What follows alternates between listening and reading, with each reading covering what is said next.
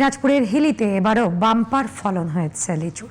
আবহাওয়া অনুকূলে থাকায় ও সঠিক পরিচর্যার কারণে বাগানগুলোতে লিচুর রং ও আকার হয়েছে আকর্ষণীয়। বাজারে লিচুর ব্যাপক চাহিদা থাকায় কাঙ্ক্ষিত দাম পেয়ে খুশি লিচু চাষি ও বাগান মালিকরা। হিলি প্রতিনিধি আনোয়ার হোসেন বুলু রিপোর্ট জানাচ্ছেন সোহেল আহমদ।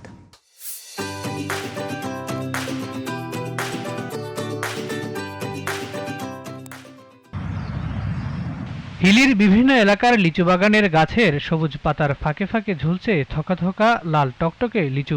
মাদ্রাজি, বোম্বাই আর বেদানা জাতের লিচুতে ছেয়ে গেছে বাজার। রসালো ও মিষ্টি স্বাদের জন্য এ অঞ্চলের লিচুর সুনাম দেশজুড়ে থাকায় পাইকারদের আনাগোনাও চোখে পড়ার মতো। সময়মতো বৃষ্টিপাত হওয়ায় লিচুর আকার বেশ ভালো হয়েছে, পোকার আক্রমণও কম, তাই ফলন ও দামে সন্তুষ্ট চাষিরা। গতবারের চেয়ে এবার ভালো হয়েছে, মোটামুটি ফলন ভালো।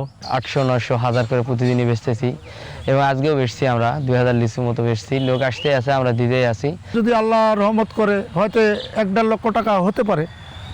মোটামুটি লাভ 50,000 টাকা আমার কিনা। বাজারে আসছিলাম লিচু নেওয়ার জন্য, তো অনেকে বললো যে বাগান থেকে লিচু নিতে, তা আসলাম এখান থেকে। এখানকার লিচু নাকি ভালো।